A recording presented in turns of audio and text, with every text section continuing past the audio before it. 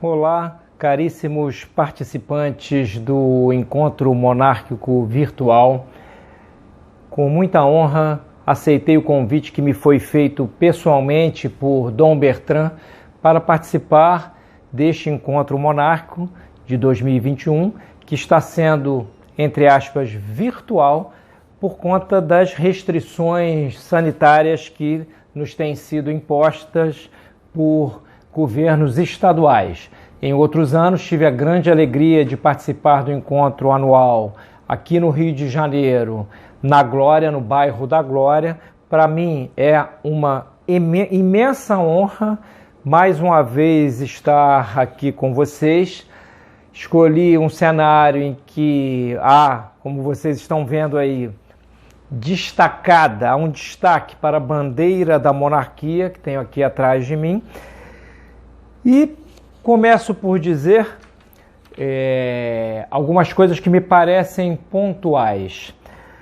A monarquia, que hoje parece para muitos uma utopia, ela tem, ao contrário, uma base profunda naquela filosofia a qual chamamos de realista, que é a filosofia política de Santo Tomás de Aquino, que por sua vez tem um lastro histórico que remonta a muitos séculos no passado, tanto a Aristóteles como a Platão, como tentarei demonstrar ao longo desta minha palestra.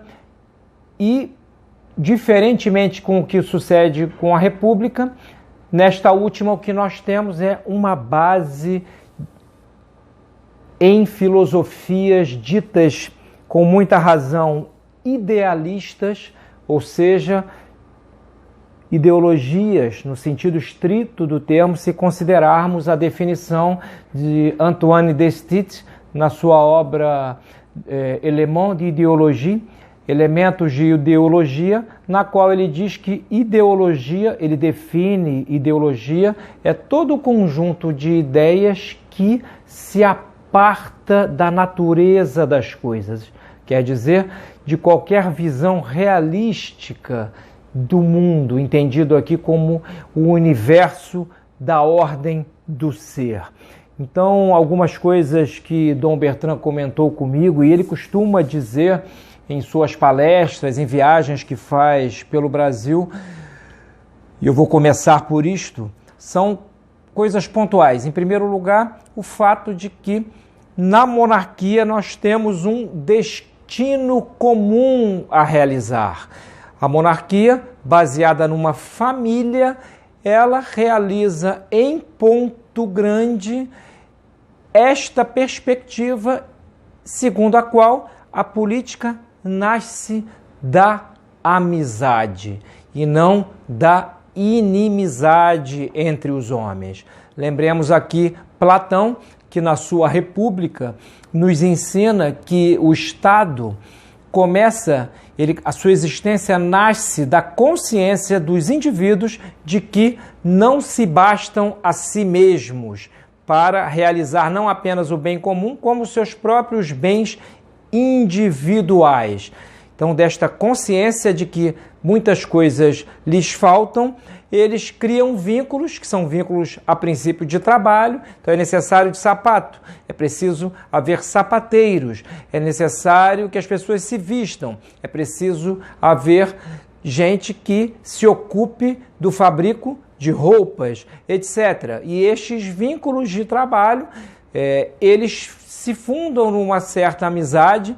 Há diferentes tipos de amizade, a amizade honesta, a útil, a deleitável, já nos diz Santo Tomás. No caso da República Platônica, ela inaugura-se com a amizade prática, ou seja, já que as pessoas precisam de alimentos, precisam de várias coisas para se sustentarem, elas vão criando vínculos com aqueles que serão os responsáveis pela, digamos assim, comunicação desses bens de necessidade básica. Então, reitero o que eu disse no início. A monarquia, ao contrário do que muitos pensam hoje, não é uma utopia aqui entendida como algo que está fora do lugar. Ela encerra em si a própria estrutura dinâmica da realidade, já que a política, neste sentido platônico-aristotélico tomista, se funda nas famílias. Então, as famílias, segundo Aristóteles, na sua Política, que é uma obra clássica para qualquer estudante de ciência política, as famílias são a primeira comunidade infrapolítica. Depois são as comunidades dos bairros, etc. E eu tenho aqui em minhas mãos o comentário de Santo Tomás à Política de Aristóteles, no qual ele nos diz que a política ela é, antes e acima de tudo, uma ciência do governo, ou seja, como para realizar-se o bem comum eu precisarei governar. E o governo aqui entendido em suas 3 funções, legislativa, executiva e judiciária, sendo a principal delas a legislativa, já que as leis são aquilo que dão a forma da polis. E, para Aristóteles, a lei não é fruto de um entendimento escuso de grupos de força, de pressão, que vão a parlamentares fazer um pedido para que se aprove este ou aquele projeto de lei. Não, a lei é uma regra da razão em ordem ao bem comum. Então, Aristóteles tinha os pés no chão. Então, para ele, e Santo Tomás comenta, eu vou apontar aqui algo do seu comentário, a política é ciência de governo. Ela também é uma ciência necessária, já que este conhecimento, alguns dentro da polis, precisam deter em ponto grande para que haja um mínimo de paz social, e a paz social é o sucedâneo prático da boa política, onde as leis são mal feitas, são mal redigidas, não visam ao bem comum, mas a interesses escusos. É óbvio que a convulsão social é como que um fim inescapável. É como o das repúblicas democráticas contemporâneas, que são, digamos assim, fomento de desordem, já que as próprias constituições nacionais viram uma colcha de retalhos no decorrer do tempo, com emendas. No Brasil, isto ainda é mais gritante. Se olharmos para a Constituição de 1988 e observarmos na sua formalidade como ela em si mesma já é uma Constituição muito pior do que a primeira das nossas Constituições, que foi a primeira Constituição do Império, mas se observarmos quantas emendas já lhe foram feitas e quantas gambiarras, digamos assim, já colocaram nela para adaptá-la a grupos de interesse que acabam por levar, cedo ou tarde, as pessoas a serem inimigas umas das outras, ao contrário desta visão em que a amizade é o fundamento da polis. Então, recapitulando, para Aristóteles, a política é ciência de governo, é uma ciência necessária, alguns têm que deter esta ciência, sem o que não haverá boas leis, é ciência arquitetônica, porque ela precisa, para ser verdadeira política, reunir um conjunto de saberes. Então, hoje, por exemplo, nesta atual crise mundial, o aspecto sanitário ganha preponderância e muitas vezes decisões, ou na maioria absoluta delas, dos executivos, dos poderes executivos em vários países são tomadas de acordo com a opinião de médicos e sanitaristas, o que é um absurdo, porque não são os médicos que detêm uma ciência importante, porém específica, que definirão quais são os fins da política em geral. Mesmo numa crise de saúde grave, é preciso preservar o todo E esse todo se preserva a partir da conservação daquelas partes sem as quais uma política não existe. Nós vivemos hoje a antipolítica. Eu disse ainda há pouco que na política platônica o Estado nasce dessa consciência dos indivíduos de que precisam uns dos outros. Ora, o que nós vemos hoje são pessoas, empresas impedidas de realizar o bem nos seus âmbitos e, portanto, não é à toa que a miséria cresce, os mais ricos estão cada vez mais ricos, a classe média está achatada e os pobres cada vez mais pobres. Neste tipo de política, tanto a riqueza como a pobreza tornam-se duas maneiras distintas de indignidade. Numa sociedade sã, a pobreza e a riqueza vão existir também, mas a pobreza será uma pobreza digna, de pessoas que trabalham e conseguem com o seu trabalho o mínimo para o sustento de si mesmas e dos seus. Só realmente uma mentalidade moldada nas filosofias que crescem na modernidade podem, só uma mentalidade assim pode julgar que os problemas sociais, e o comunismo veio agravar isto, eles nascem da diferença entre ricos e pobres. É óbvio que essa diferença, numa polis saudável, não pode ser muito grande. Porém, há, sim, pobreza digna. Então, a ciência política, segundo Aristóteles e Santo Tomás o aprova nisto, é a principal das ciências na ordem prática, justamente porque ela é ciência arquitetônica.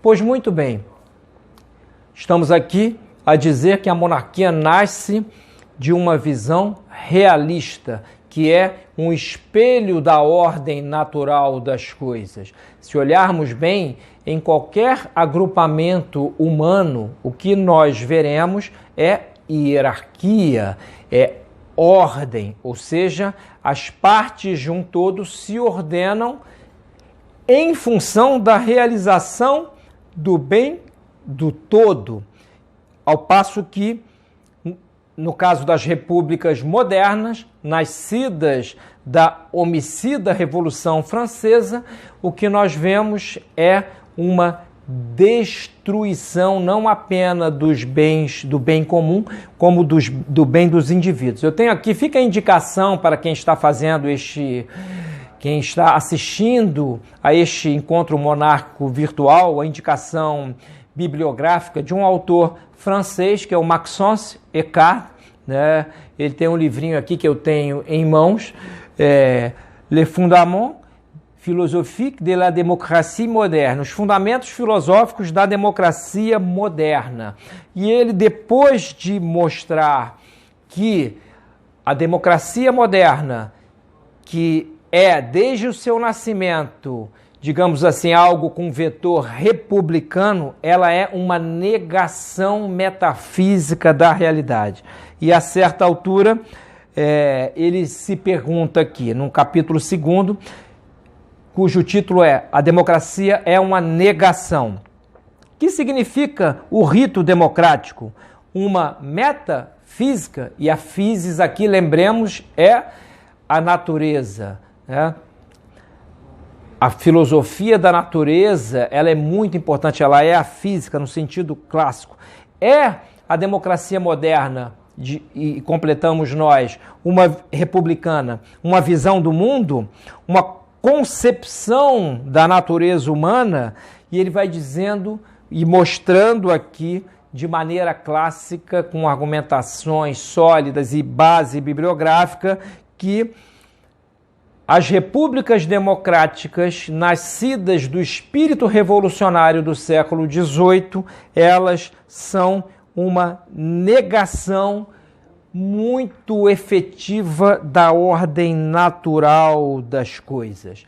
Ela é uma anti-sagesse, ou seja, uma anti-sabedoria, uma anti-sapiência, porque não se baseia naquilo que os latinos chamam de sapere, no saber. E saber e sabor têm aliás, a mesma fonte etimológica, e podemos nós, a partir deste dado de natureza linguística, dizer que as repúblicas têm um caráter insípido, elas não têm nem saber nem sabor, ou, por outra, o seu sabor é amargo, né?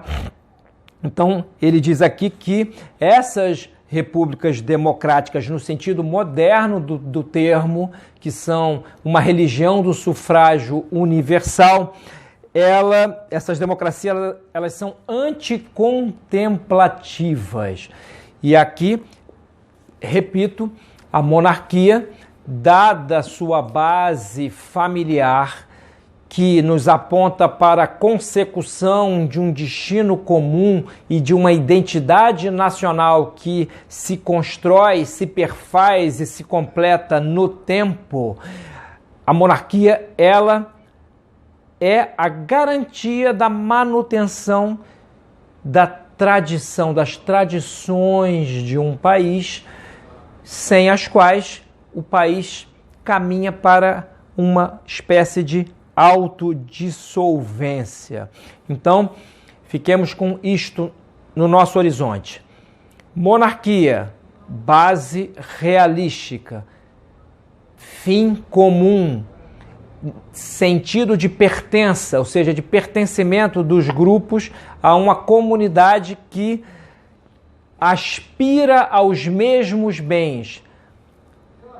Democracias republicanas modernas, base filosófica antirrealista, ou seja, idealista no sentido kantiano do termo, perda da noção de bem comum, fim próximo, desordem social, convulsão, permanentes revoluções, falta de perspectiva de futuro, já que o governante da vez é o que vai se preocupar com as coisas que dizem respeito ao seu grupo. Então não há um sentido maior de nação a ser realizado, e sim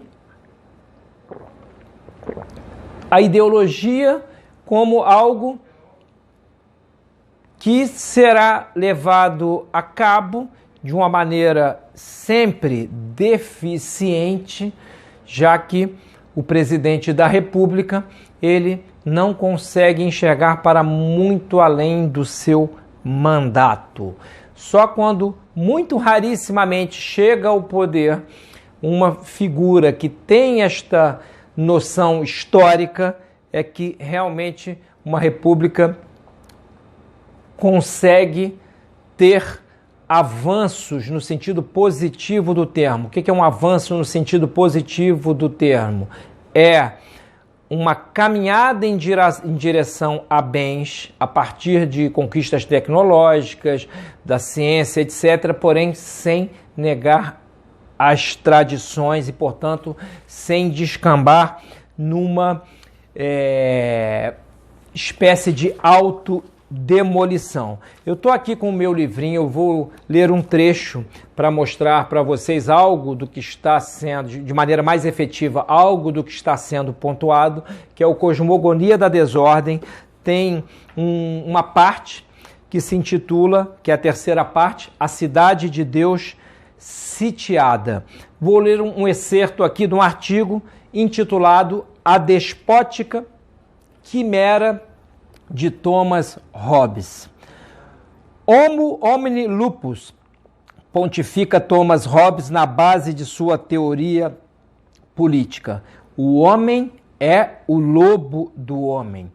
À luz desta máxima, e tendo em vista o inegável fato de que os homens vivem a se engalfinhar e a se trair uns aos outros, parece que Hobbes é um filósofo absolutamente realista.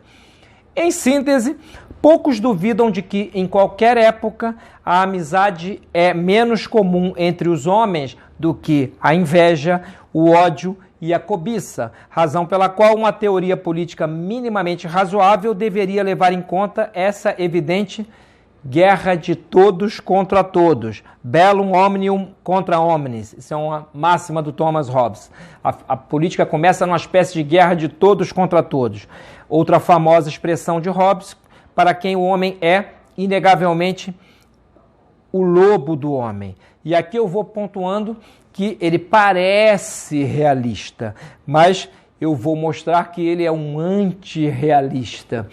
E anteponho a visão hobbesiana à visão de Santo Tomás, segundo a qual, esta mesma que tem como, digamos assim, pano de fundo esta perspectiva platônica e também aristotélica de que a amizade funda a polis, de que esta política tomista, ela tem como fim natural a concórdia, que é uma espécie de entendimento entre os corações, ao passo que, na perspectiva das repúblicas democráticas modernas, a sedição, as guerras e os malefícios são o fim inescapável.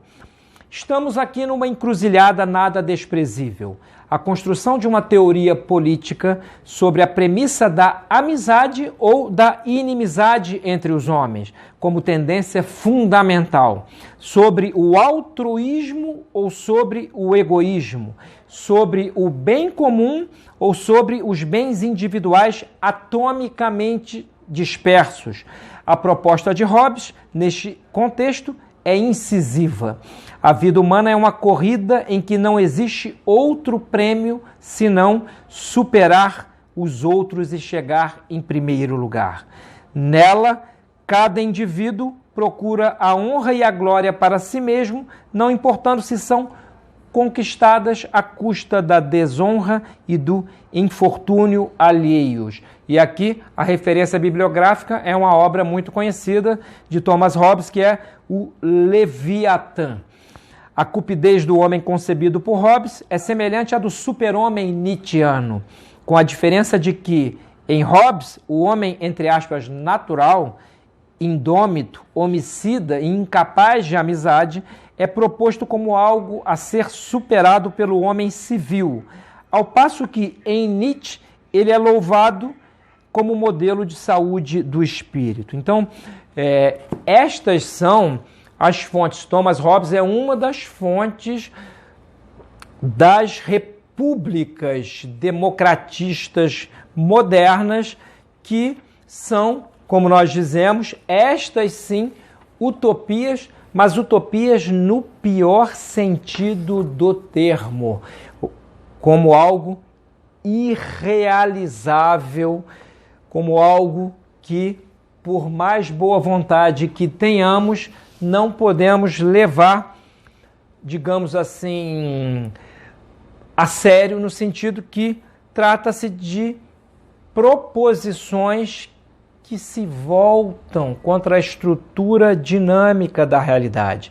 E aqui fica dito, a monarquia, tendo a família real como o seu fundamento, conforme eu disse aqui, que se realiza através dos séculos, ou seja, no tempo e no espaço, com um sentido de destino comum a realizar-se, ela é como uma extensão da história das famílias.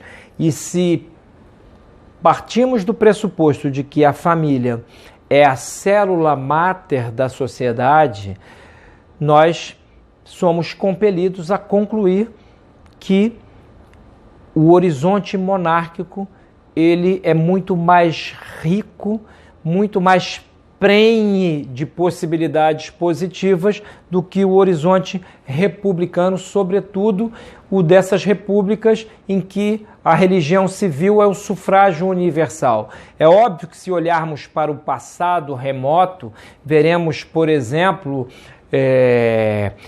na Roma republicana antiga, a noção de virtude como algo que ocupa um centro, e a Roma começa a degradar-se quando perde esse sentido de virtude.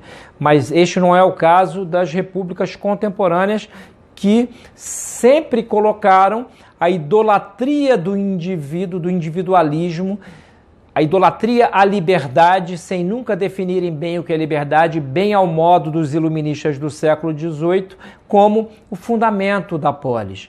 Ora, se a vontade e não a inteligência é o que governa a polis, isto significa que uma república ficará ao sabor da vontade dos seus mandatários da vez, dos circunstanciais inquilinos do poder. E aqui eu, para corroborar esta visão de que a monarquia, longe de ser uma utopia, ela tem base numa filosofia realista, que aqui no caso é a de Santo Tomás, a qual por sua vez possui uma abóboda teológica da qual não se pode escapar. Deus é o centro de equilíbrio, é o bem comuníssimo que todos devem buscar e o Estado também deve buscar. O laicismo de Estado, neste sentido do tomismo, é fonte, no sentido, aliás, católico, é fonte da desordem e de uma desordem que inexoravelmente levará a uma espécie particular de convulsão social, que é aquela que nós contemplamos hoje. As pessoas não contentes em quererem só satisfazer os seus caprichos e esquecerem toda e qualquer noção de dever, elas vão apagando em si mesmas a semelhança divina. Deus é, nestas repúblicas democratistas modernas, o grande fora da lei. E onde Deus é o fora da lei, a inimizade, ela transforma-se no fim, entre muitas aspas, natural. E a felicidade, que é uma busca natural de todos os homens, torna-se uma espécie de impossibilidade ontológica. Então eu tenho aqui, eu vou ler mais um excerto do meu Cosmogonia da Desordem, num trechinho, num artigo intitulado A Política segundo Santo Tomás. E essa política, ela tem como fim, princípio a amizade, como fim a felicidade possível neste mundo, já que a felicidade perfeita, sabemos nós, que não pertence ao mundo de contingências, só mesmo na glória, que é a visão beatífica da essência divina. Mas o fato de não podermos realizar a nossa felicidade neste mundo de maneira perfeitíssima não significa que não devemos buscá-la no âmbito do que é possível. E a felicidade eu a defino aqui como a posse habitual dos bens queridos. Ou seja, quando o indivíduo entra na posse dos bens ordenados pela razão que ele quer, diz-se que ele é mais ou menos feliz. Portanto, digo eu aqui, a felicidade é um hábito e não a simples adição, quer dizer, a soma de momentos gozosos, a soma de instantes esparsos de júbilo. Por isso, não confundamos a felicidade humana com o efeito psicológico conseguinte à posse dos bens almejados pela pessoa que os busca. A alegria, em latim, Letícia, que tem reflexos no corpo e na alma. Então a felicidade, ela é um estado e não uma soma de momentos alegres ou prazerosos em qualquer dos âmbitos possíveis para o homem, desde o âmbito sexual até o âmbito das conquistas científicas, etc. Uma pessoa pode ser grande conhecedora de uma matéria e, no entanto, ser sumamente infeliz. E eu aqui, neste estado, nesta perspectiva, melhor dizendo, eu digo que a política, ela tem um fim natural, que é a realização do bem comum civil, e, nesta perspectiva teológica, um fim sobrenatural, que é o da felicidade perfeita. É óbvio que pode ser que alguém que não tenha formação católica, que não professe a fé católica, estranhe este vínculo que eu estou fazendo aqui entre o natural e o sobrenatural. Mas, para estes particularmente, vale fazer um parêntese. A natureza é aquilo que sempre ou quase sempre alcança o mesmo fim a partir de suas próprias potências intrínsecas. É natural que a comida, o esôfago, ele tem uma função no corpo. É natural que ele sirva de veículo que leva o alimento mastigado até o estômago. Se o alimento não chegar ao estômago, significa que algo contra a natureza do esôfago aconteceu. Então, a natureza é aquilo que realiza o seu fim a partir de suas próprias potências. Ora, a sobrenatureza, todos os entes naturais, eles não são a causa de si mesmo. Esta bandeira monárquica aqui atrás de mim, ela não causou-se a si mesma, teve algo anterior a ela é algo posterior a um conjunto de causas que se ordenaram para que ela viesse a ser o que é. Isto se dá em todos os entes e Santo Tomás de Aquino nos demonstra que se todos os entes fossem contingentes, como esta bandeira, como o meu casaco, a minha camisa, a câmera que me filma, significaria que o conjunto da realidade teria sido autocausado, o que é absurdo. Então, nesta perspectiva, tudo que é natural ordena-se ao sobrenatural, ao seu modo, ao próprio ser subsistente, ao seu modo. E alguém poderia perguntar, mas o que tudo isso tem a ver com monarquia? E eu responderia sem medo. Tudo, na medida em que a monarquia, como se disse aqui, ela é muito mais propícia à realização do bem comum do que a república e, sobretudo, do que as repúblicas cuja religião, conforme se disse ainda há pouco, é a religião do sufrágio universal. É o governo da opinião em detrimento à ciência, né? Eu disse no início que a política é ciência de governo, é ciência necessária, é ciência arquitetônica do bem comum, etc. E aqui faltou dizer uma coisa, enumerar uma coisa que está aqui no livro. Ela é ciência cívica complementar à filosofia. Neste sentido, todo e qualquer político, e o soberano monarca mais do que ninguém, ele tem que ter noção de que, para governar bem, precisa ter uma filosofia que dê suporte a seu governo. Um exemplo aqui no Brasil, gritante, é o de Dom Pedro II, um homem que, embora não fosse filósofo ex-professo, era um homem de cultura geral abrangentíssima. Dom Pedro II, ele encarna bem o ideal do governante sábio, como eram os governantes que, durante a Alta Idade Média, educavam-se a partir daquela literatura que ficou conhecida como Espelho de Príncipes. Ou seja, diferentemente do que sucede a partir de Maquiavel, em que o que vale é manter-se no poder mentindo, os governantes medievais eram governantes que eram educados para a virtude. Então, a virtude, ela realiza-se, tanto a virtude no plano civil como a virtude no plano dos indivíduos atomicamente considerados, muito mais na monarquia do que na república. O próprio Platão nos diz lá, no livro 3 da sua República, que há 3 virtudes cívicas das quais não podemos escapar, que são sofia, sabedoria, sofrosine, moderação e andreia, coragem. Então, estas 3 virtudes devem ser estimuladas pelos guardiães da polis. Sabedoria, moderação e coragem. Isto é muito mais fácil de suceder numa monarquia do que numa república, já que na monarquia, até pelo vínculo de tradição familiar que se estabelece, a busca da sabedoria prática que tem como fim o governo da polis e a manutenção das tradições nesse ambiente monárquico, isto é algo muito mais propício de suceder.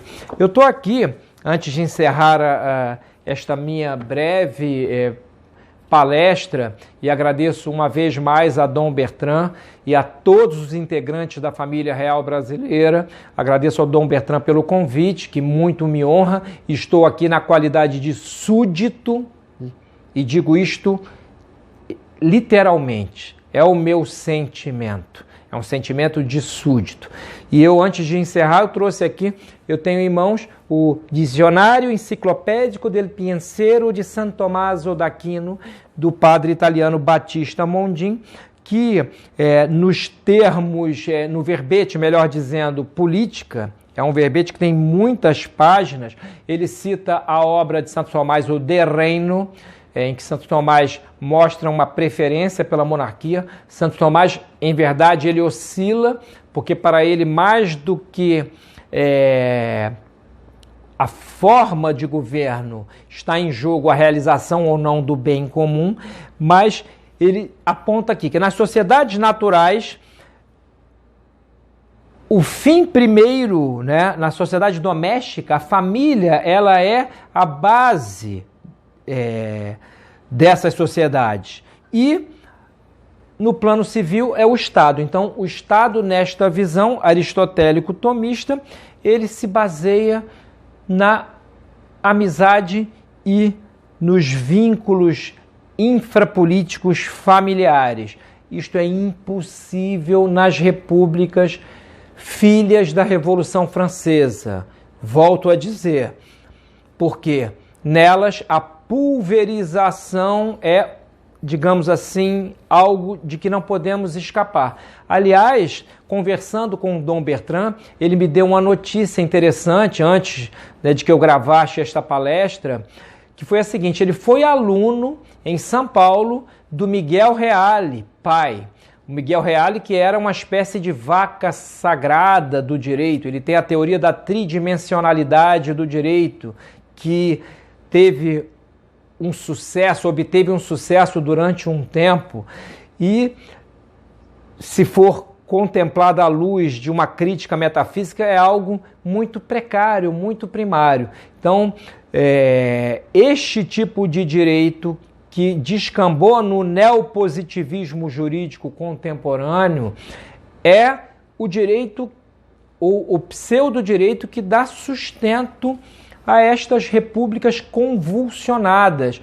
Ora, vocês imaginam numa monarquia a possibilidade de o poder jurídico, o poder judiciário, sobrepor-se ao poder executivo de uma maneira macabra, como nós estamos vendo no Brasil contemporâneo, em que o Supremo Tribunal Federal praticamente legisla, e que um dos ministros acaba de dizer que se houver no ano que vem, nas próximas eleições, voto auditável, ele vai judicializar a eleição? Primeiro, é papel de um ministro do Supremo dar entrevistas e já antecipar a sua postura política?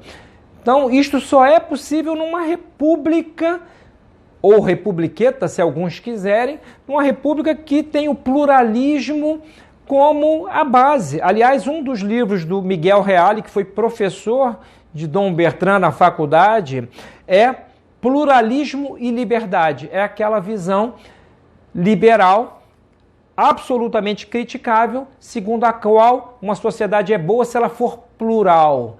Ora, estamos aqui nos antípodas da filosofia realista. Tanto o indivíduo como as sociedades se realizam na unidade e não no pluralismo. O pluralismo leva à dissolvência da polis. E o Battista Mondin, ele vai dizendo que aqui no seu verbete, em seu dicionário enciclopédico do pensamento de Santo Tomás, que o fim do Estado é o bem comum. A sua função ordenadora, ela é a de estatuir leis que realizem esse bem comum. É óbvio que na perspectiva de Santo Tomás, bem comum subordinado ao bem comuníssimo, ou seja, o bem material está subordinado ao bem espiritual de maneira análoga a como em nós indivíduos o corpo subordina-se à alma, que é a sua forma substancial. Então, meus caros, as formas de governo para Santo Tomás, elas podem até variar num certo sentido, porém, a sua predileção pela monarquia é uma predileção que tem como base o fato de que na monarquia essa realização do bem comum e da justiça. A justiça é o vínculo que faz a polis, a virtude da justiça enquanto virtude social. A justiça é aquilo que faz da polis uma unidade somática e não a perda do sentido de unidade. E mais do que isso, se a prudência, que é a virtude das virtudes no âmbito prático, é a virtude cardial, é a reta razão no agir, ela deve predominar na polis, ela se realizará muito mais efetivamente na monarquia em relação à república. A república, sobretudo essas repúblicas dos governos que duram 4 anos, que ficam a engalfiar-se no decorrer dos tempos, elas tendem a jamais realizar o bem comum e conduzem direta ou indiretamente à perda do sentido histórico. Então, reitero aqui o meu agradecimento a Dom Bertrand, que me fez este convite pessoal, o qual muito me honra. É que todos os participantes deste encontro monárquico virtual neste ano tirem proveito das palestras que assistirão e agradeço por extensão a toda a família real e faço votos de que a divina providência ainda encaminhe o Brasil a uma volta ao Estado monárquico. Alguém dirá que isto é utopia e eu prefiro crer que é melhor estar fundamentado na realidade, ainda que a sua realização, no sentido mais pleno do termo, seja circunstancialmente difícil, do que viver em utopias, sobretudo em utopias que transformam a liberdade humana num ídolo com pés de barro. Então, meus caros, tenham um ótimo proveito deste congresso e até uma outra oportunidade. Um cordial abraço a todos e, como católico, não posso deixar de encerrar esta minha modesta participação com uma Ave Maria, já que Nossa Senhora, ela é a mediadora de todas as graças. Ave Maria, gratia plena, Dominus tecum, benedicta tui in mulieribus et benedictus fructus ventris tui, Iesus. Santa Maria, Mater Dei, ora pro nobis peccatoribus, nunc et in hora mortis nostre. Amém. Forte abraço, meus amigos.